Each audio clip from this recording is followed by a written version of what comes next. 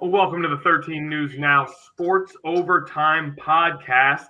We are here on a beautiful Tuesday following a bit of a strange, at times slow, ultimately chaotic football weekend. And I am joined by a man who has already quoted Method Man and LL Cool J so far in our pre-pod production meeting. Shane, those are rappers.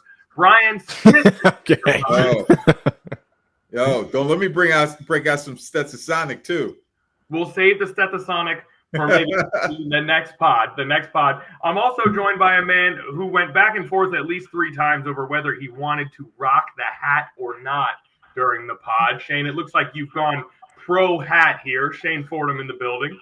Yeah, I had to. I need a haircut, guys. It's getting bad. He's I the just- I Dan couldn't- Quinn of a haircut. podcasts.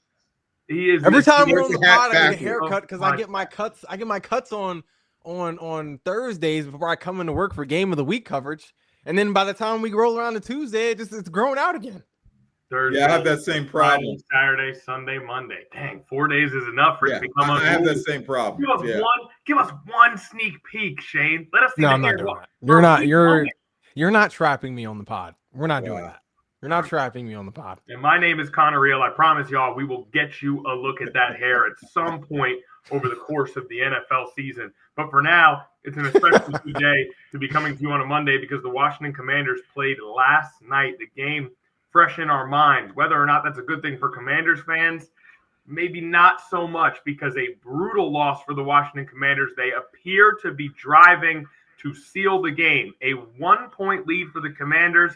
Again, driving down the field to churn clock, to maybe put some more points on the board, and to basically put their primetime contest against the Chicago Bears to rest.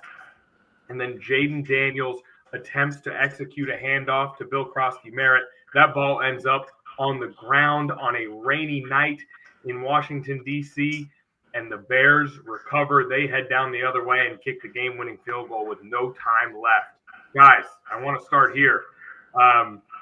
Is how do I phrase this, right? Because all last week we talked about how karma had flipped for the Washington Commanders, right? They were no longer the team that you expected a bad thing to happen to, as they were during the Snyder era. Fans expected a bad thing to happen. They had seemed to have gotten rid of that bad juju. Last night felt like that a little bit. Was this the return of bad karma Commanders, or was this just a wet ball on a rainy night that happened to hit the ground, Brian? Guys, I just call it adversity. That's what it is. They had great success last year. Now they're starting to suffer from a rash of injuries, and everybody knows who they are. They can't hide anymore. That's all it is. It's not about how you start, it's how you finish. I think they're going to be just fine as soon as they get Terry McLaurin back, healthy or relatively healthy, and I think they should be fine. I'm not worried about them. Now, Shane, that's the question to you then. Is there any cause for concern? I mean, in theory, they played well enough to win the game. They just made the worst mistake at the worst possible time. But with that, their record goes to 3-3. They're 500. They could have gotten knotted with the Eagles top of the division if they had finished that off at home. Is this a cause for concern for the Washington Commanders to start to wonder, okay, finishing games used to be our specialty. It's not as easy anymore. How concerned should Commanders fans be? I think like you said, they definitely played good enough or well enough to win the game. I really think that fumble by Jaden Daniels was the rain. Obviously, you could tell the ball was slippery. Jaden really didn't have control of it, at all, since he kind of had somewhat possession of it in the pocket. And then, that obviously, just kind of allowed him to botch the handoff. But if it's not raining, and I know that's like a kind of a weird thing to say, but if it's not raining in that moment, Jaden Daniels, at least from what we have seen so far, is not one to fold in big moments in a game-winning drive situation of a football game. It's like this. Alas, it was in fact raining. and everyone's aware of that, and you know the ball's going to be slippery, and you know it would be better to take a 15-yard sack than to turn the ball over right there. So if you are Mr. Clutch, then you have to be presence of mind, aware of all the circumstances, and figure it out. Right now, I agree with you. If it's not, I mean, that ball clearly slipped out of his hands on a wet night. It was a good snap, just a wet night. But if you're going to be the guy that we all strongly believe he is, okay, it's raining. Heightened levels of focus and care is what you would hope for, right? Playing devil's advocate, because, obviously it's not an easy thing to do.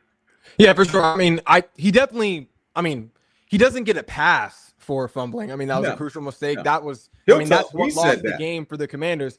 But I'm just saying that I think it was a freak. I think it was a freak mistake. Like, I think it was one of those, like every good quarterback has that one time where they slip up. Like we've seen the best quarterbacks this year have slip ups. Patrick Mahomes has almost lost this past game against the Lions with the interception he threw late in the game. We saw Josh Allen throw, I believe, 2 turnovers against the Patriots last week. I believe he had another turnover. He had another turnover last night to end the game on what could have been a game tying drive against the Falcons. So I think it's just one of those things you have to chalk up as, it happens.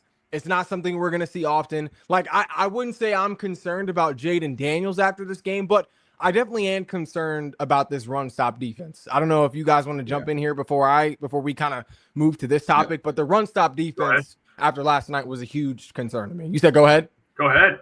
Let me mention one thing from the Jaden Daniels perspective or Josh Allen. How about they're human? They're going to make mistakes. That's the thing, though, Brian. That or not. And I'm totally with you, and ultimately I am with you guys, and that there needs to be no panic or concern whatsoever. It's just, it is interesting because for most quarterbacks, their rookie year is almost entirely filled with mistakes and slip-ups and plays like that, and then maybe moments of brilliance for most quarterbacks. And that was just simply not the case for Jaden Daniels. He never went through a period where we saw him make those types of mistakes. And so for him to make it at that moment in time, it can feel different for him because we have come to expect near perfection or at least near greatness on such a regular basis for Jaden Daniels. But I agree with you guys totally. Jaden Daniels would be fantastic, and he made some plays in that game that were vintage Jaden Daniels to get them into position to win the game despite being down early. And I will say, like, it's good that we are seeing a mistake like that in week 6 as opposed to week 12 or 13. Exactly. So, like it was a costly mistake, but on the bright side, it is better to see him get that mistake sort of out of his system. Like you said, Connor, we didn't see a lot of that last year. He was near perfect last season in his rookie year, being no, I don't think it's arguable anymore, proving himself as the greatest rookie quarterback of all time. But the fact that we didn't see it last year, I think the fact that we are seeing it this year, but that we're seeing it earlier on, I honestly think is a better sign as opposed to us seeing it, mid to late season. 100%. And now, all right, so agreed. We are agreed on Jaden Daniels. Now I want to tee you up really quick, Shane, because you gave us a hint as to where you're headed as a much more important or a much more panic-worthy aspect of this team, which is that DeAndre Swift had 14 carries for 108 yards. The Bears as a team had 27 carries for 145 yards. And when it really mattered, at times where it felt like it was crucial in the game, especially that last drive to seal the short field goal, the Bears were able to run the ball with relative ease against the Commanders. What did you see from that Commanders run defense that has you so panicked, more specifically than just the success of the Bears, Shane? Yeah, it was the run game all day for the Bears. I mean, they weren't too devastating in the pass, even though they did have, they had a touchdown that got called back. Low-key looked like a push-off to me with Caleb to Roma Dunze in the corner against Mike Sanderstill. So they did have some nice plays through the pass, but, the run game is really what won the game for the Bears. The offensive line was getting great push on the Commanders' defensive line for a good port for really most of that game. We did see the D-line make some plays here and there, in key moments, but for the most part, the Bears O-line stood tall. Like, the Bears O-line They created run lanes for DeAndre Swift, who, is already one of the better running backs in the NFL. The last thing that he needs is a run lane. That's a guy that is he's more than none going to break the first tackle. Like that's a hard running back to tackle in open field. He's strong, he's physical, and he also has breakaway speed. But the fact that the Bears were able to create the run lanes that they were, it just allowed DeAndre Swift to just take advantage of a team that has been a weak defense against the run this season.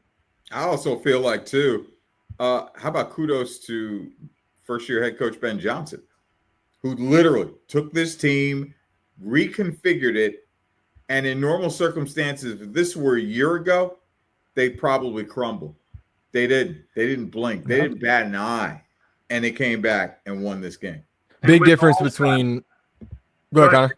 No, you got it. I was going to say it's a big difference between a Matt Eberflus-led Bears offense and a Ben Johnson-led Bears offense. I mean, and you could see that across the board. I mean, Caleb Williams looked like he played with more confidence. The O-line was way more aggressive and just way more violent than they were last year. Now, granted, they did make some pickups this year, including Joe Thuney from the Chiefs. But and it's also another year of this unit together. But just there was way more confidence on the Bears side of the ball than what we saw last year. Much better, a much higher quality of organization. Much better scheme. They knew when to take shots. They took shots when they should have taken shots. But then they also just took advantage of what was working, which was the run game. Just continuing to ground and pound the ball against this weak run stop defense. And they've got that big 3rd and 5 on the drive to go get the field goal right after the fumble. They got that big 3rd and 5, and whatever it is, it just looked easy. It was a nice, easy 6-yard completion, whereas so often in this league, you will see that play look so difficult for offenses. And whatever it is about this staff and that offensive mind, and maybe Caleb's improvement as well, it just looked easy. But we're going to go pick up this first down. It's 3rd and 5. There's no question about it. And if nobody had to do anything spectacular, whatever they drew up, it just went and it worked. And then after that, they keep it on the ground. Smart, patient, even early in that drive, they're keeping it on the ground. And so then when you kick that field goal at the end, there's no time left on the clock for Jaden Daniels to go get a field goal of his own. Again, so often in this league, you'll see that situation be mismanaged. Coaches will panic. And they'll throw the ball a couple times. You get a couple incompletions because you're trying to get ahead of the sticks. And now, whether you get the field goal or not, there's time left on the clock. So I agree with you guys completely. The Bears look like a much more sure-handed organization now, and that is what coaching can do. Also, 3 wins in a row for the Chicago Bears team. They take that coming off a bye too. Coming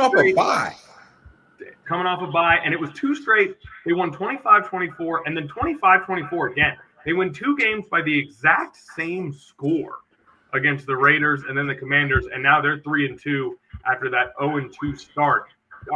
Do the Bears have anything to say in the NFC? I'm not ready to say that not yet. I'm hearing if you guys are. Not yet. It's too early. I mean, there's 6 games in, but the one thing they do have that's critical, that's gotten them to this point, is structure. Even though they got off to a slow start, they figured things out. Ben Johnson and that staff made the adjustments that were necessary, and that's why they're where they are right now. That's why they wound up beating Washington last night. It takes structure. It takes patience on their part. And I feel like I don't take them lightly. And even then, 2 fumbles, an interception, and a missed field goal for Washington. Yes. And they still lose this game by a point. Granted, at home, but even then, the Commanders had this game in hand. Now, they blocked a field goal of their own as well. But even we can sit here and compliment the Bears, but I think if we compliment the Bears, we have to look at the other side and say the Commanders are still in the driver's seat for most of this game after that first quarter. Now, Shane, the question to you is, who will go deeper into these NFC playoffs, the Bears or the Commanders, of these 2 teams that we just saw?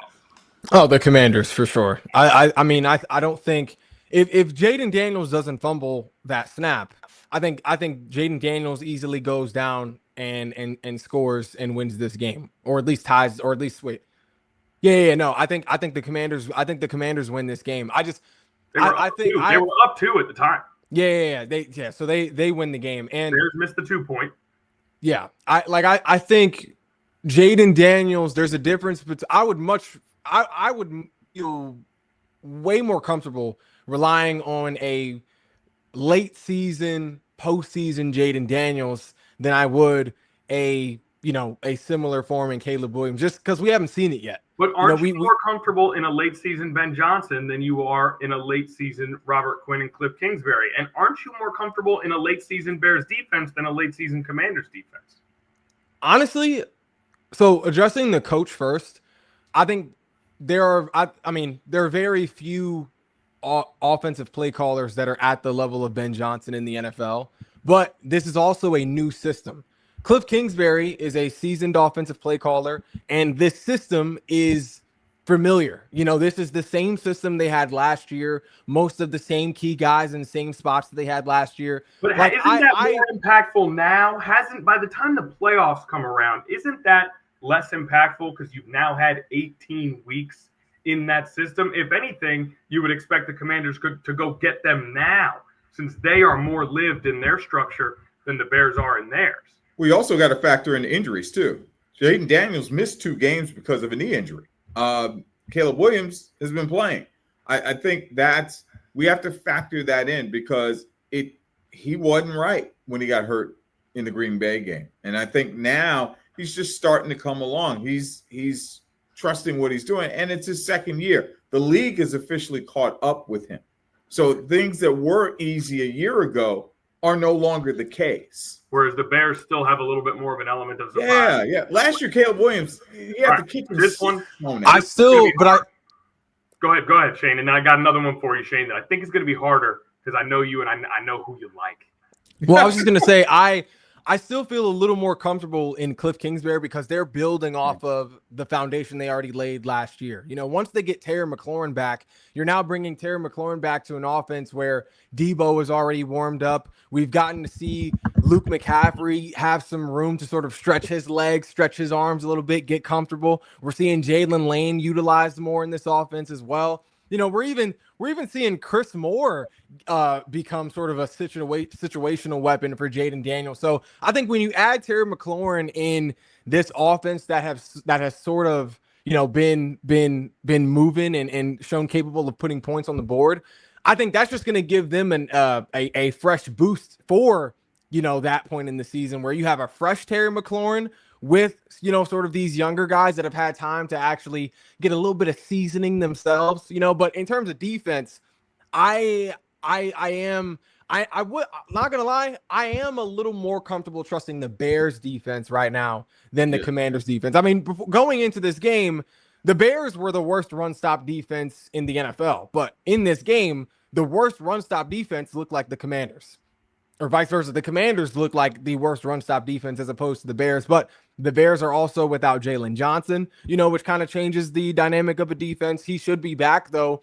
I believe within 5 weeks. They just got TJ Edwards back. They didn't have Grady Jarrett on the field, in this matchup against the Commanders. So I would say, and Kevin Byard has been looking like a real playmaker since he this season as a Bear. So it's kind of flipped. Like I would trust the offensive system of Cliff Kingsbury and this Commanders more than I would Ben Johnson and this sort of new system that he has in Chicago. But I do feel more comfortable trusting the Bears defense as opposed to the Commanders defense, at least as of right now. At that point, defense is a weird one too. If you go through, they've got one startling performance where they hold the Cowboys to 14 points. The Cowboys have proven to be an extremely explosive offense. But they've also given up 52 to Detroit and then given up 24 to Vegas with how Vegas has been is a little bit shaky as well. So I agree. The Bears defense still a question mark, and I agree. Ultimately, I'll take Daniels over Williams in a postseason situation. Now, here's the question, Shane, and you can chime in as well, B. Smith, but I know this is one of Shane's squads that he always seems to fall back to. Who do you think will have a deeper postseason run this year, just based on what we've seen right now, where we're at right now? Commanders or the Falcons, who just took down the Bills, and have. I thought you were going to ask me that. Weapons. Shane always goes back to those Falcons. I thought you were going to ask me that. Man, I'm still leaning Commanders. I mean, I do think the Falcons are capable of surprise though this year. Like I think Commanders ultimately will get farther, but I do think if there's any team in the NFC that is capable of a surprise, because I don't think right now anyone is looking at the Falcons as one of the premier playoff teams in the NFC. I do think if there is a team that is capable of surprising, the league, it would be the Falcons, just because of how talented they are on offense and how young they are on defense. The potential that's they have on the defensive side of the ball. But I mean, you can't look at a offense that has weapons like Bijan Robinson, who had the longest play in the NFL so far. Crazy, monster game ridiculous last night. Looks like he may be the up next back in the NFL. We know we have the C-Max, the Saquons, the Derrick Henrys. I think he's right now. Well, this is his, if anything, this is his coming out year. Because he's always been a back that was knocking on the door, but this year he seems like he's going to be that guy for the next 4 years. You know what I mean? So carries for 170 yards last night. Yeah. So when you have a guy like that is also valuable in the passing game. You have Drake London, who also had a good game last night as well. He had a first half stat line that would have been one of the best receiver games of the season, period. He had like 9 for 148 in the tutty in the first half. Yeah. And he would almost had 2 if he was a half shoe size smaller. If he was a half shoe size smaller, he would have had 2.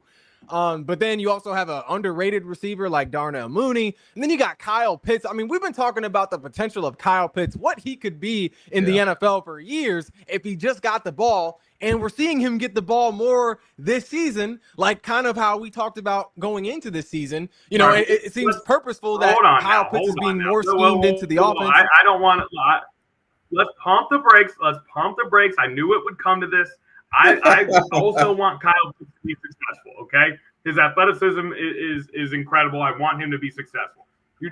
7 for 59, 4 for 37, 4 for 39, 5 for 70, 3 for 18. He's got 1 total touchdown. That's his game log on the year. So let's pump the brakes. He's getting more attention in this offense. He is getting more attention in this offense than he ever has since being drafted by the Falcons. He has a better quarterback. More than 5 catches. You said what? Let's do that. Hold on now, because you and I will go back and forth on Kyle Pitts for 30 minutes if we. I'm not saying he's an elite tight end right now. I'm just saying with the potential he has and the attention, it seems like. At what point do you lose your high potential label? Right?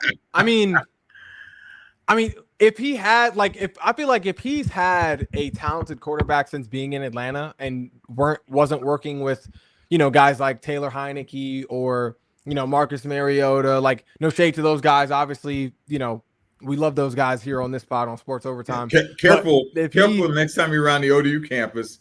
I'm no shade to Heine, no shade to Tay. The way you talk, Kyle Pitts he's an old man. The way that you quantify what do you mean? Age. I'm just saying we haven't seen, since he's been in the NFL, we haven't seen him have a talented thrower of the football like what he has this year. And I'm not saying Michael Penix is like an elite QB, but he's definitely a better, or at least has a higher ceiling in terms of the guys he's had in the past. It seems like he is in terms of the scheme, they are being more intentional with also finding him open looks as well. So I'm saying with that combination, honestly, I think the sky is the limit for this offense to be. On the year or something like that. Okay, now I appreciate the steadfast support of Kyle Pitts. Yes. He remains one of the most impressive NFL Combine guys we've ever had. Now, Brian, if I gave you Falcons or Commanders and I asked you who's going to go deeper in the NFC playoffs this year, where do you go here? And can I remind you of something, Brian, before you answer? Yes. Because last night was very impressive from the Falcons. Yes, it was. 3 weeks ago, they lost 30-0 to the Carolina Panthers. So happens. I just wanted to remind everyone of that in the midst of this big win over the Bills. I picked the Commanders. I picked the Commanders. You did. I say two things. One, first and foremost, the Commanders have to be healthy. They have to be. If they're intending to get back to where they were, they have to have all the parts there. And now I'm talking about everybody's got to be on board. Now, granted, they've lost key components to season-ending injuries, so they may not go as far. Now, as for the Atlanta Falcons, I think, I mean, it's a sample size right now. I think they could do Commanders-like things that they did a year ago, that the Commanders did a year ago. I think they could be that good because they got a swarming secondary that is sick. They gave Josh Allen some issues. I think that they could do that. That's just my opinion. Okay, now let's do our preview of next week, and then we're starting to touch around my take here, my take it or leave it. Yes. We're starting to inch towards it with the way we're bopping around between all these teams and their resumes. Yes. First, I want to preview next week's game because it's a big one. Everybody knows one of the biggest rivalries in the history of this league. Commanders, Cowboys, 425 next week. The Cowboys have been hot, at least when it comes to their offense. Not as much in the win column, but when it comes to their offense, they've been balling. I'm going to set the scene for you right now. They lost to the Carolina Panthers 30-27 last week. They beat the New York Jets 37-22. Like that's saying something. 37 points against any. Like that's saying something. 37 points on the road, and they tied the Green Bay Packers 40-40. And quietly, Dak Prescott is having an incredible season. He might be playing well enough for Shane Fordham to come around and decide that he's actually better than Russell Wilson, who's 0-for-1 in his last 3 games. Oh, Dak Prescott, 71.6 completion percentage, 1,600 yards, 13 touchdowns, 3 interceptions. He's averaging nearly 270 yards per game, and they've been balling even without CeeDee Lamb. They are Bengals light. They've got a quarterback, 2 receivers, and they go forth with that. And so this team can put up a lot of points. Do we expect a shootout between Dak and Jaden? I think so to some degree. It all depends on whether or not if they get back Terry McLaurin, you never know.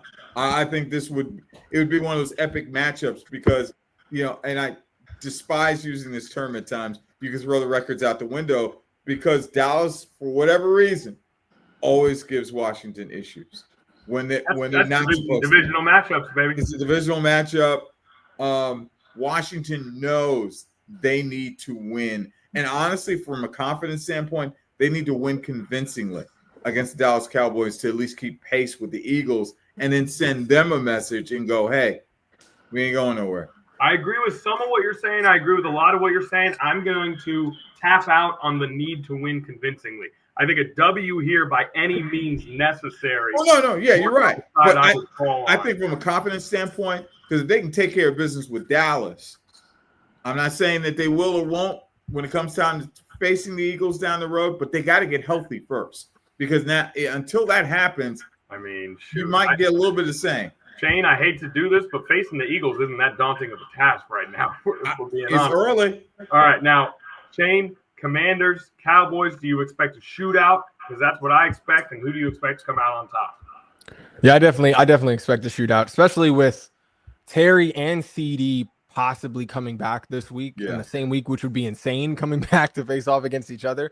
I mean, both of these offenses, the Commanders are going up against an overrated secondary against Trayvon Diggs and Deron Bland, really 2 overrated DBs in my opinion. And I think that's been around to that really. I think that's at one point, but now it's And I did say this at the beginning of the season. I said a Cowboys secondary is totally different when they don't have a Micah Parsons that is wreaking havoc on an opposing quarterback. And we're seeing that this season. But I think a Commanders passing game can definitely easily take advantage of a lack thereof Cowboys secondary. But I also gotta flip it a little bit. I think Dak and this passing game, from what we've seen this year, at high volumes, can torch a secondary that has Marshawn Lattimore starting as the CB2. I'm not going to lie. Do you think the defense for the Commanders can sum it up just putting pressure on Dak because he's not as mobile as, let's say, he's not even close to a Lamar Jackson, but do you think that defense could just this time go after him and give him issues? Possibly. I mean, Tyler Booker missed last week against the Panthers. He might be out again this week against the Commanders. So, I mean, I think it's possible. You know, we're seeing Dorrance Armstrong get, look better and better at rushing the passer every week. I mean, he seems like a reoccurring theme in this Commanders pass rush. I thought the pass rush looked better. Yeah, the pass rush over is the last looking few weeks, even against the Chargers. I thought it looked downright good. Yeah, Vaughn. I mean, Vaughn has been a big part of that this year as well. He got a sack last night. He got a sack last week. He got a sack against the Chargers. So I think, honestly, the Commanders' pass rush right now looks better than the Eagles' pass rush, which is I didn't think I would be saying at this point in the season. So I definitely think that's possible. But then it comes back to the run stop defense. I mean, Javonte Williams has looked very good this season, especially running behind this offensive line in this system. So, the Cowboys definitely have a talented run game. They have a talented passing game. It's definitely going to be a tougher test than I think what we might have thought going into this season, especially with a healthy CeeDee Lamb out there, if we see that. But, it's possible. But, it's going to – honestly, both defenses are going to have a tough assignment this week, both Commanders' defense and the Cowboys' defense. That's what I'm saying. It's going to be a shootout out there. The over-under is 55.5. I wouldn't be surprised at all if that goes over. And as good as Javonte Williams has been, they probably should have still held on to Rico Dowdle. Can we give a quick Carolina Rico Dowdle shout-out? 30 carries for 183 yards, 4 catches for 56 yards, and a touchdown. Rico Dowdle, for a week, was the best player in the NFL as the Panthers took down the Cowboys. And by the way, the Panthers 3-3, 3-0 at home. I just want to throw that out there, just something of note. It's still going to be hard to catch the Bucs in that division, but the Panthers are doing some things. My Bryce Young stock remains high upside. Now, do you guys see that going over 55.5 in terms of the total? Are we thinking like 34, 31 for this game? I mean, the way you describe it, Shane, neither defense has a chance. I think this could easily be a shootout. I think like 30-28, 30-27. Okay. All right. Not too high, but high enough. Honestly, if Terry comes back, I wouldn't be surprised if it's more along the lines of like 41-38. If Terry's back. But Terry's going to come back. B. Smith, you're the person who I feel like is on this more than anything. Guy comes back from injury. You don't exactly know what you're going to get, right? You don't. And he has a 2024 Terry McLaurin is walking through that door. It's almost like a groin injury. So that we don't know. We don't know how far along he's Soft-ish. You never know. I'm not a surgeon, but I'm not a doctor, but that stuff takes time. Yeah. And so we don't, and we wish a speedy recovery. And it's, I guess, if they are being patient, there's absolutely nothing wrong with that. You need him healthy at the end of the season. And the Commanders organization, always better when Terry McLaurin is around. So you hope he's there. All right. So we're a little shaky. We're not ready to fully dive in and determine that this is going to be an all-time NFL classic, point scoring machine, but we are leaning towards that way when it comes to Commanders, Cowboys, and the Commanders. Again, you got to keep pace with this division. You are 3-3 after that Bears loss. You want to make sure you stick around. If the Eagles get back on track at all, you're going to start to fall behind a little bit. So let's go ahead and move on to my take it or leave it, if you guys don't mind, because it is league encompassing, and it might give us the chance to talk about some other squads here. I'm just going to go ahead. My take for this week that you can take or leave is that in the NFL 2025, nobody's good. No teams are good. Who's good? What team are you going to look at and tell me that team is definitely good right now? And name a team, and I will poke legitimate holes in their case for being good. Definitely no surefire great teams. I don't know if any of these teams are even good. Any team could lose to any team more so. And I'm not talking about the cliche. I'm talking about week to week more so than any other year that we've watched. We have no idea what's going to happen. We don't know who is good. And we are 5-6 weeks into this season.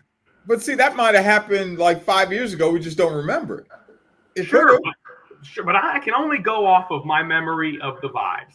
And it feels like most years, there are at least 2 or 3 teams when we say, okay, we know these are good teams, and they are going to perform that way very, very consistently, right? Yes. And at the very least, in years past, if one of those good teams lost, they lost to another good team in a good competitive game, right?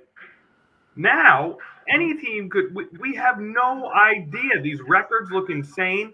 Nobody appears elite. A ton of teams look absolutely dreadful. And I just don't think any team is good. Name a team. First team off the top of your head, Shane, name it. And I will show you that they are not good. I'm going with the Tampa Bay Bucks. Now, I say Tampa Bay Bucks because. Hold on, let me jump in on them before you create your defense here. You just told me to give you why. You gonna poke holes I just want you to name the team. I just want you to name the team, and I'm going to tell you why they're not good. Okay, all right. Is that cool? Good, yeah. The Tampa Bay Bucks have 5 wins this season. 4 of those wins have come by 3 points or less. In the majority of those games, they have required Baker Mayfield to be an absolute hero on his way down the field to get them a last-second game-winning situation. They beat the Niners last week. The Niners are pulling up like they're just going outside the stadium, and they're like, hey, does anybody want to play on our team? We don't have that many guys. Just lost Fred Warner, too, for the season. They just lost Fred Warner. Other than that, they haven't had a single game where they have looked anything close to dominant. And one of those games was against the Jets. One of those games was against the Texans, who they beat by a point. So they have yet to dominate a game in any form or fashion. Every game is a nail-biter. And if Baker Mayfield isn't doing Oklahoma Baker things, they could easily be 1-5. Easily. All right, is this my opportunity to rebuttal, or I know that they could be good, but there's just no one is for sure good. There's no team. You look in college football, right? You look in college football and you say, look, Ohio State's good. We know Ohio State is good. Look at their resume. We know they're good. There's no team like that in the NFL this season. And I'm with you. The Bucs are probably going to do well this year, but I can't look at them and say I'm sure the Bucs are good. The Bucs next week play the Lions. I bet you they lose that game, and then they'll play the Saints. And I wouldn't be surprised at all if the Saints came out and beat the Bucs. You're crazy. I think you're crazy for that. Here's my thing. Let me ask you one. I'm gonna ask you one question before I get into it. I'm gonna ask you one question before I get into it. One word answer. How many games have the Bucs had this year where they had Mike Evans, Chris Godwin, Emeka Egbuka, and Bucky Irvin on the field at the same time? How many? 0.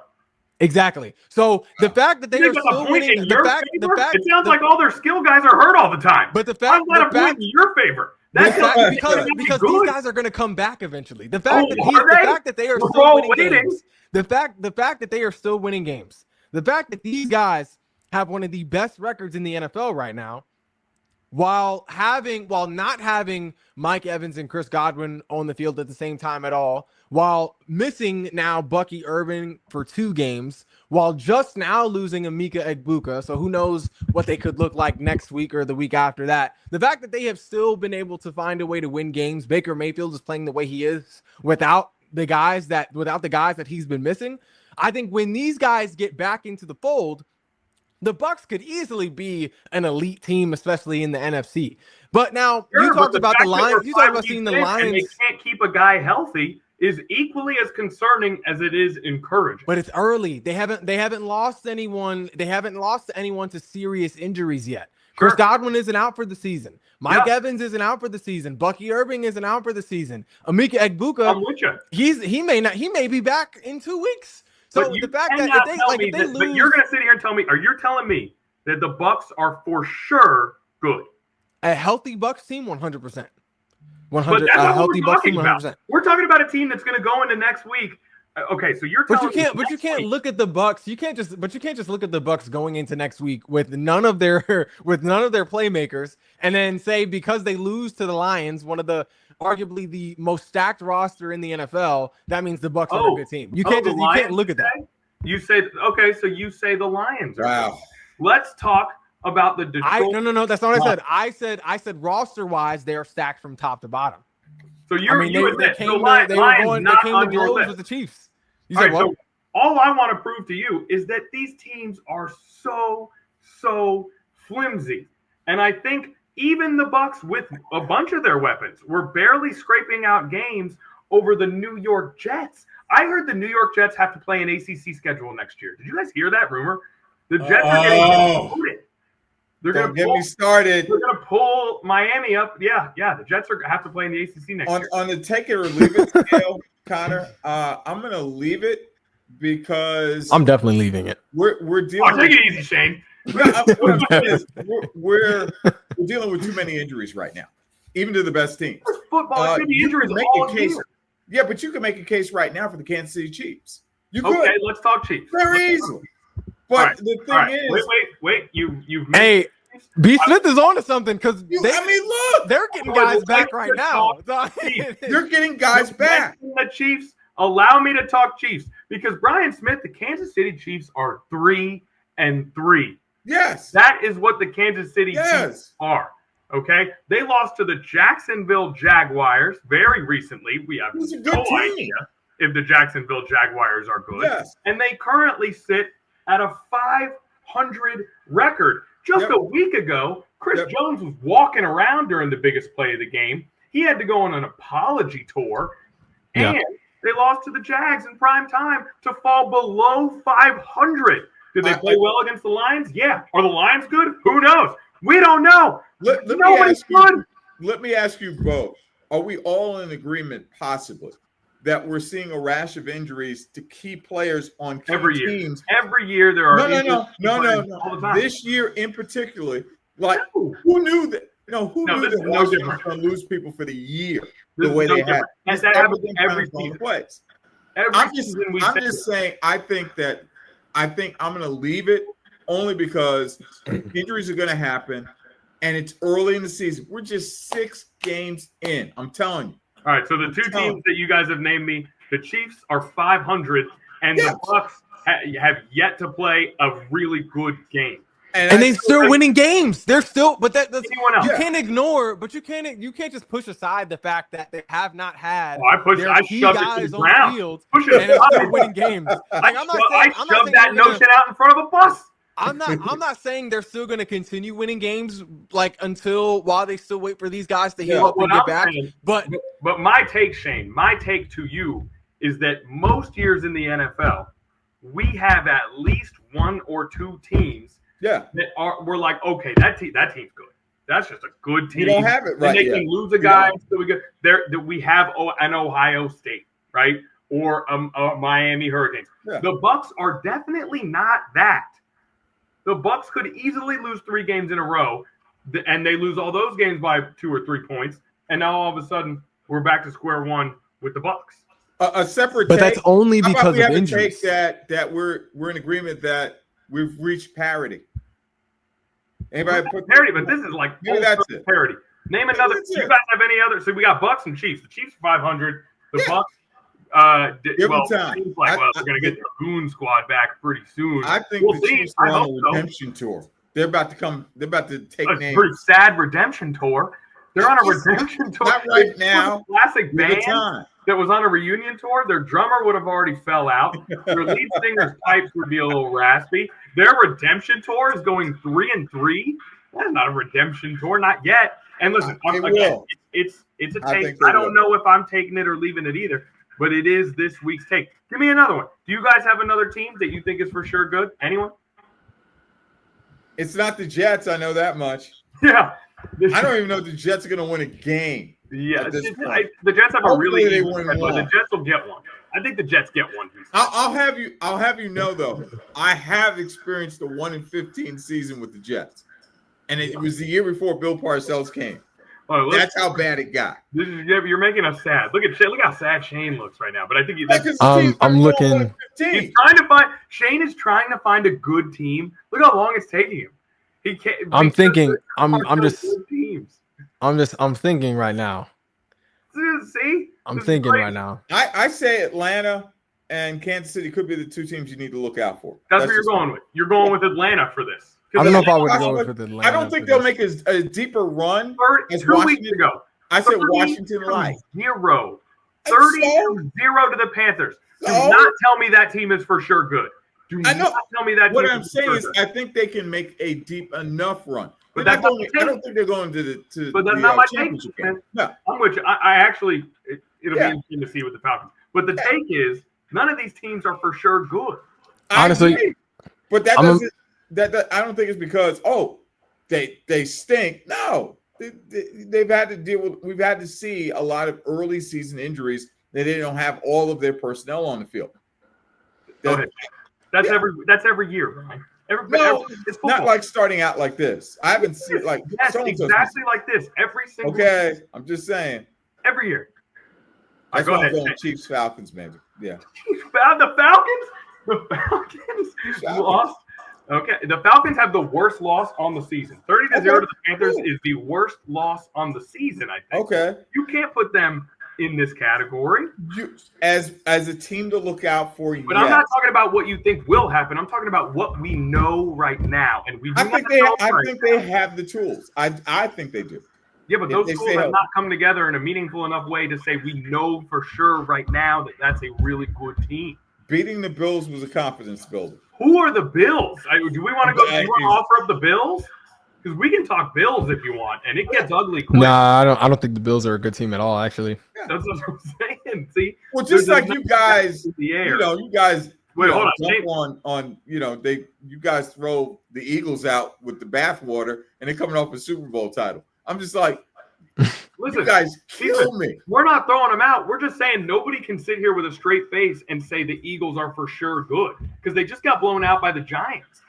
That's what I'm saying. Well, okay. All right. So that's actually what I was looking at. I was looking at the Eagles. Okay. The only reason I'll say Eagles is because it's honestly the main thing that's taken out the Eagles right now is the play calling. Like that's the main thing. Like so the Eagles. But the Eagles are doing the Eagles are honestly doing more to hurt themselves as a team than anything that any other opposing team is necessarily doing. Like the Giants, that was a bad loss. The Giants was describing right now.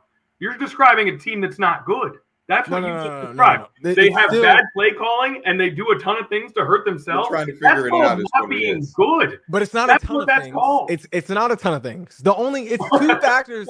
It's two factors right now. There are only two factors right now that are holding the Eagles back, and it's the offensive play calling and our cornerback situation.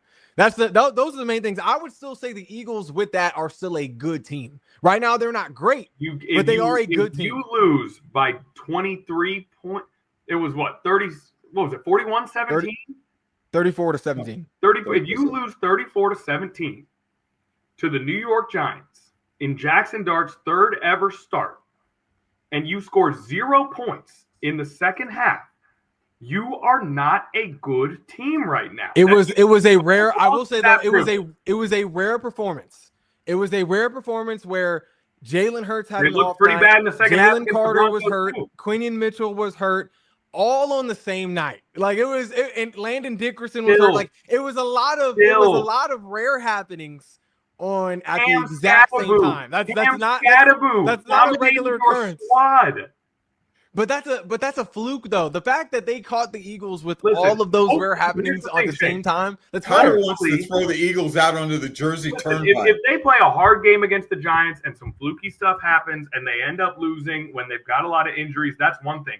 That was utter domination. I mean, it was especially in the second half. It was the Giants were having a party on the sidelines for the whole second half. Cam Scadaboo had his shirt off on the Amazon post-game show. It was bad. It was bad. I think I have not given up on the Eagles. I still very much count them as a team to look out for. But at this moment, as we sit here on the 13 News Now Sports Overtime podcast on 13 News Now Plus, we cannot look into these camera lenses and say that the Eagles are for sure good. Give them time; they will be. If there's any team, think about this though. If there's any team that deserves benefit of the doubt, it's the Eagles, because they had a shaky start. The Eagles and the Chiefs. And the Chiefs. But the Eagles had a shaky start last season. It was just disguised because Saquon Barkley was finding home runs. They were getting that last block that Saquon would need to have a one-on-one matchup against a DB that either couldn't catch him or couldn't get his arms around those tree trunk legs of his. So the Eagles had. I was thinking more fire hydrant, but that's just me. Last year, similar start last season. The Eagles really didn't start hitting their stride until, like, as a team per se, until maybe like week 11, week 12 later in the season. So if there's any team that deserves benefit, I respect the take, Connor. I'll admit it was hard for me to find a good team other than I think I still have a valid argument for the Bucs. But if there's any team that deserves benefit of the doubt right now, like just aside from their most recent loss, it's the Eagles. And the Chiefs. That's all I'll say. And the Chiefs. And the Falcons. No. I'm with you. I hear you guys. No. 30-0 for the Panthers. And I think that we have to give B. Smith credit in that I do believe that this is probably more the case most years than we think. In the NFL, 5 weeks or 6 weeks? 6 weeks. 6 weeks. 6 weeks. I mean, we are making some way here. 6 weeks is still 6 weeks is not that long of a time. These teams are all coming around. I don't want to blame injuries. Injuries happen every year to every team. But I was surprised when I was looking through the schedule and I could not pinpoint a team. After the Bills I expected the Bills to come out and dominate the Falcons last night. And after the Bills lost to the Falcons last night, I was just like, where are the good teams? Where are they at? Why did you expect the Bills to just blow out the Falcons? I believe because their Panthers lost? No, I believed that. Well, that's certainly a part of it. I mean, anytime you lose 30-0 to the Panthers, you suspect. Okay, but I believed that Josh Allen and the structure of that organization were enough to beat an Atlanta team that has been shaky and inconsistent for the last half decade. And so I thought that they would be able to go out there, dominate, and get that win. I did not have a ton of belief in the Falcons in that spot. I was wrong, super wrong, big time. Okay, those playmakers on the Falcons, it's time to start giving them credit. Shane, you've been all over. I've been telling you this. I've been telling y'all this for weeks, and you'll still look at the Bills team. You're like, wait. Let me say you've been telling us this for years, and you've been wrong a bunch of years. It wasn't years. He's finally right once. You're the kid who cried Falcons, and we want to be able to believe you, but you do this to us all the time. Now, when it comes to trying to find the good teams, how is it that we've gone this long and Shane Fordham hasn't said the Pittsburgh Steelers? You don't believe the Pittsburgh Steelers are good? See, I don't think it's. I wouldn't. I don't think. I see your argument with the Steelers. That's why I didn't. Well, I don't. It's not my argument. I'm just surprised you didn't make it. I don't. Yeah, it's just I haven't seen. Like I haven't seen enough about the Steelers to put them in that category in terms of good. Like not with the Bucs, not with the Eagles, not with the Chiefs, not with B. Smith's Falcons. I haven't seen. I think Jalen Ramsey, he doesn't, even though he had some key plays earlier in the season, he doesn't look the same in coverage. Yeah, 2 sacks. Aside from TJ Watt, it's not looking, and maybe Alex Highsmith here and there. The defense doesn't look as, steel curtain-y as we're used to seeing them in recent years.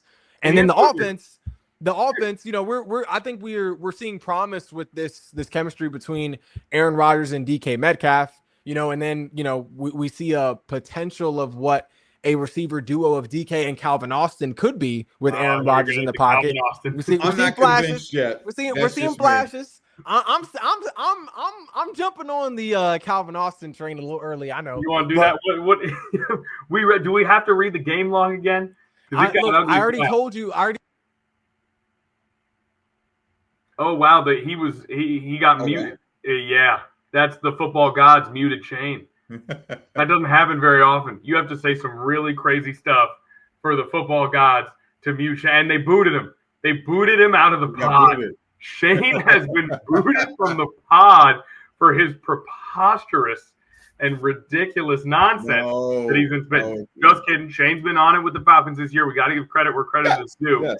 Is there anyone else? Listen, let me give you the Steelers' wins right now. All right, yes. They beat the Jets. Yes, they beat the Pats before the Pats came on. They beat the Vikings without. Well, their quarterback situation is probably going to be in flux here, but it's Jets, Pats, Vikings, and Browns. So the Pats have looked better of late, but it's just not that impressive. No, it's not. Of a 4-win. Give me time. I still am of the belief that, unfortunately, I think Mike Tomlin's run of doing 500 or better comes to an end, and it'll be because of Aaron Rodgers. That's just me. I think that's reasonable.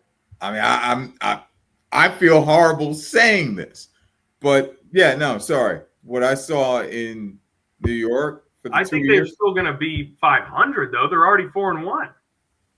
Yeah, but they have stuff can happen. It's early. Stuff can happen. Stuff can happen. And now, neither of you. There are two candidates that no one's mentioned, and that would be the 5-1 Colts and the 4-2 Rams. The Rams just lost Puka Nacua, so that's why I didn't say the Rams. And Kyron Williams fumbles whenever the game matters most in the worst moments of the game. So that's why I didn't say the Rams. They got an elite quarterback in Matt Stafford. Wait, why do the Bucs get a pass when every single one of their players is injured, but the Rams don't get a pass when one guy is injured and he's also expected to come back at some point? Because I think a healthy Bucs offense is better than a healthy Rams offense. I think Bucky Irving is more dependable than Kyron Williams. I think obviously Puka Nacua looks like an offensive player of the year. But passes for injuries, you can't disqualify one team because of an injury and then say the other team everybody will get healthy eventually. I said it's not healthy eventually too. I think he says irregardless. Puka, I said it's also a dependability factor. Like I think Kyron Williams. I'm okay with that. It's in combination. I think when you have an offense without Puka, which means you have to rely on the run game even more to move up and down the field, puts Kyron Williams in even more of a position to cough up a ball or two. I'm still on Team Bucs as opposed to Team Rams. And thus proving my point. There are no good teams. The take stands. Well, you were about to say the Bills, and the Bills. I'm still leaving. I still don't know why you thought the Bills were just going to blow out the Falcons. If you look at the Bills' schedule so far, they've only really played one true offense aside from the Falcons last night. I mean, the Patriots, in terms of like being a complete unit, aren't nearly as complete as the Ravens were week 1, and they won. They beat Drake May outplayed Josh Allen, and then they see a talented offense in the Falcons. And the Bills, they really don't have a defense. Their defense has struggled. They don't have a receiver one. I thought their win over the Patriots, or I thought their loss to the Patriots, which was their only loss on the season, I thought that was a tough game against a division rival where Drake May had his coming out party. That's the type of game. But their other wins before that Patriots game were the Jets, a struggling Dolphins team, and the Saints. But healthy Ravens week 1. Healthy Ravens week 1, which at the time was a monster team. That's the only true like formidable team they've seen. Sure, but when you've been good year in and year out, you've had deep playoff runs. You start the year with a big win over the Ravens, and then you take care of business from that point on. I believe in you. That's the type of team that I believe in. That fits the resume that Connor. Oh, third person referral. It's getting laid out here, boys. Lord. That fits the resume that Connor looks for in a good team, right? They've got a long-term history of being good. They've got a superstar quarterback. They've got stability in the organization. They beat the good teams on their record, and they beat the bad teams on their record, and their losses are explainable, right? That's a good team to me. Then last night happens, and that's why I sat back and I said, all right, well, I guess there are no good teams when I looked around and surveyed the scene. And that's how I came to this take that you guys obviously think is awesome and super smart and that you guys love.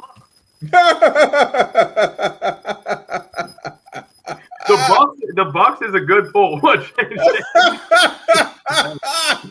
The Bucks is a good pull, but again, you got to dominate some games. Even against bad teams. Even against bad teams, they're barely winning the game. But my point is, if they had their guys, those could have been dominant wins. We got the fact that they're winning is enough. I got to see it. I'm a see it guy. I need to see it. I'm not a guy who's like, well, let me just factor all this in and then predict future success. I need to see it. Like Shane, when you first walked in the door and everyone was coming up to me at 13 News Now, and they were like, that guy's going to be a star. Look at this guy coming from Hampton. Look at the resume. Look at everything that he did. Look at his Instagram. It's off the chain. I was like, I got to see it. I test. I got to test. But now, then obviously you did show it. But that's the Bucks need to get their Shane Fordham 2024 on for the rest of the season in order for me to believe. And look at this. I'm telling you, the football gods don't want him to spit. The football gods don't want him to spit. We can't hear you, Shane. We can't hear you. It's predetermined. They do not want you to spit. And we are over the hour mark. B-Smith, did we end this podcast with a muted Shane? It's not. Oh, it's not yes, just this one time. Just the one time. Just this one time. Look, the Bucks are a good team. They got to go out there and show it with that healthy. Oh, it's fine. They're going to get healthy and they're going to be super sick. I hope so. We'll see. For now, no good teams. And that does it for a very good podcast, the 13 News Now Sports Overtime podcast. We'll see y'all next week.